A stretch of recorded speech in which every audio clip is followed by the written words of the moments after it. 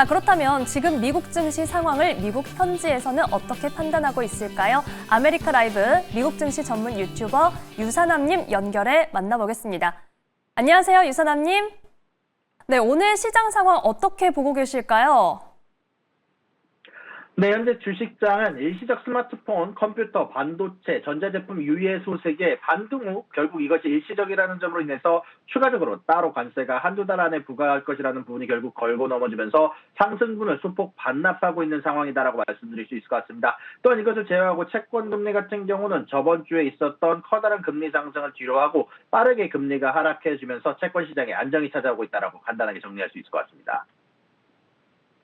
네, 아무래도 말씀해주신 내용이 오늘 애플 주가 추이에서 좀 엿볼 수 있을 것 같습니다. 자, 월요일입니다. 이번 주 일정 그리고 오늘 시장 관전 포인트도 함께 짚어주시죠. 네, 일단 이번 주 같은 경우는 커다란 거시경제 스케줄들은 많지는 않습니다만 연준 위원들의 연설이 쏟아지게 되게 됩니다. 일단 오늘부터 연준 위원인 하커 총재, 보스틱 총재의 연설이 예정되어 있습니다. 둘 다 매파적으로 분리가 되는 만큼 전반적으로 관찰할 필요가 있다고 생각이 좀 들고요. 화요일 날 같은 경우는 중국에서 커다란 지표들이 많이 나오게 되게 됩니다. 중국의 산업 생산 지표, 중국의 실직률, 여기에다가 MBS 기자회견까지 여러 가지 미국과 중국의 신경전이 지속되는 가운데 안에서 여러모로 관찰할 필요가 있다고 생각이 좀 들고요. 수요일 날은 소매 판매 지표와 20년물 채권 입찰, 그리고 GDP 나와 파월 연준 의장의 연설이 예정이 되어 있습니다. 그리고 목요일 날 같은 경우는 건축 승인 건수, 주택 착공 건수, 그리고 연준의 금융감독 부의장 마이클 바가 연설이 예정되어 있고요. 금요일 날 같은 경우는 부활절이다 보니까 전반적으로 시장이 열리지 않는 장이다라고 간단하게 정리를 할 수 있을 것 같습니다. 자, 그러고 나서 세 가지 뉴스 간단하게 정리를 해보도록 하겠습니다. 일단 가장 중요하게 우리들 봐야 할 뉴스는 결국 주말 동안 이야기가 됐었던 관세 관련된 뉴스죠. 정확히 말하면 지난 금요일 날 미국 관세국경보호청에서 전자제품, 반도체, 핸드폰들에 대해서 125% 대중국 상호관세 대상에서 제외한다라고 발표가 됐었는데 여기에 대해서 주식시장이 환호성을 지르면서 상승을 하다가 도널드 트럼프 대통령과 하워드 루트닉 상무부 장관이 이를 일시적 유예로 규정하면서 전자제품에 대한 법무적 관세가 준비 중이다라고 밝히게 되면서 전반적으로 주식시장이 소폭 반납하는 장세로 돌아서게 만들었었는데요. 일단 그럼에도 불구하고 애플이나 여러 기업들에 대해서는 일단 일시적으로 이런 부분들이 유예가 됐기 때문에 앞으로 결국 시장에 대해서 움직일 동안 새로운 생산 과정을 가지게 될 동안 결국 여기에 대한 유예 과정 동안은 좀 충분한 수익을 얻을 것으로 예상이 되면서 전반적으로 상승하고 있습니다. 다만 이런 부분들 관련해서 추가적으로 트럼프는 반도체 관세율을 이번 주 중 발표를 예정이며 애플 등 기업들과 관세 범위에 대해 논의할 여지를 남겼다라고 이야기가 됐고요. 또한 반도체 및 전자제품 공급만에 특화된 별도의 관세 체계가 결국 따로 발표될 예정이며 이것을 트럼프는 다른 관세 바구니로 옮기는 것이다라고 평가를 하면서 미 상무부 장관 하워드 루트닉은 반도체 관세가 1, 2개월 내에 시행될 가능성을 언급하면서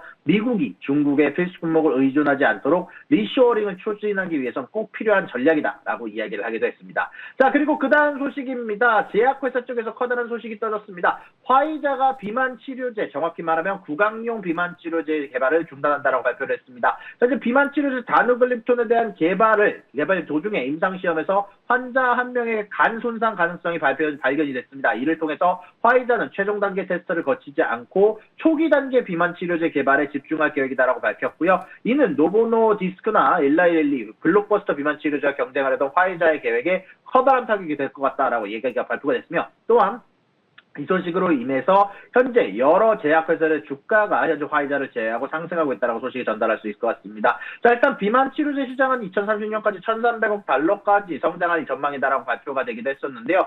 일단 이런 부분들 관련해서 이미 다누글립톤 같은 경우는 이미 경쟁에서 뒤쳐져 있었으며 이제는 부작용 리스크와 고토로 인해서 중단된 바가 있다라고 전달이 되기도 했었는데 일단 화이자의 CEO는 이 소식에 대해서 결국 우리가 여기에 대해서 개발을 종료하는 것이 아닌 현재 지금 진행하고 있는 제형에 대해서 일단 중단을 하고 현재 초기 단계 비만 치료제에 집중을 하는 것이 완전 종료는 아닌 것을 발표를 하기도 했고요. 다만 그럼에도 불구하고 화이자 같은 경우는 이 소식 발표로 인해서 주가가 소폭 하락하고 있고 노보노디스크나 일라일리는 주가가 소폭 상승하고 있다고 간단하게 정리를 할 수 있을 것 같습니다. 자, 그리고 마지막 소식입니다. 자, 일단은 골드만삭스의 어닝이 나왔습니다. 그리고 굉장히 잘 나온 부분들이 있었지만 전반적으로 주가는 그렇게까지 커다란 상승이 안 나오고 있는데요.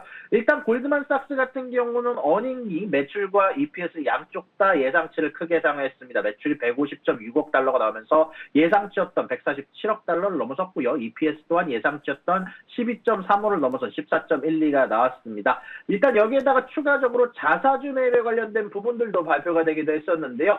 자, 일단 전반적으로 자사주 매입 같은 경우는 일단 주당 43.6억 달러, 주당 3달러에 해당하는 배당금과 같이 발표가 됐고요. 현재 400억 달러에 해당하는 승인이 발표가 됐다는 소식도 전달이 됐습니다. 자, 일단 여기에다가 추가적으로 그래도 안 좋은 점이 있다라고 간단하게 정리할 수 있을 것 같은데요. FICC 채권 통화 상품에 대한 매출이 예상치를 소폭하는 수치가 나왔고요. 또한 이것뿐만이 아니라 전체적으로 관리하고 있는 자산 AWM이 전반적으로 시장의 전망 대비 소폭 감소했다는 발표가 났습니다. 그로 인해서 운용 자산이 현재 3.187조 달러에 달하기는 하지만 전반적으로 예상치를 소폭하는 수치로 인해서 주가의 상승에 제한을 두고 있다고 간단하게 정리할 수 있을 것 같고요. 그럼에도 불구하고 전반적으로 1분기는 변동성 환경 속에서 강한 트레이딩 실적으로 기대치를 초과를 했지만 특히 주식 거래 부문에서 사상 최고 매출을 기록했지만 투자은행 부분에서 불확실성과 거시경제 리스크가 여전히 존재하며 자산관리 부분 성장과 앞으로 비용 관리가 향후 핵심이 될 것이다 라고 간단하게 소식들을 정리할 수 있을 것 같습니다.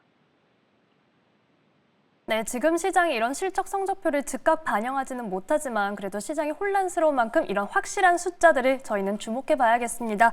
더불어 이번 주에는 일정상 이제 유산남님을 금요일에 뵙게 될 텐데요. 다른 모습으로 인사드릴 아메리카 라이브도 기대 부탁드립니다. 미국 증시 전문 유튜버 유산남님과 함께했습니다. 고맙습니다.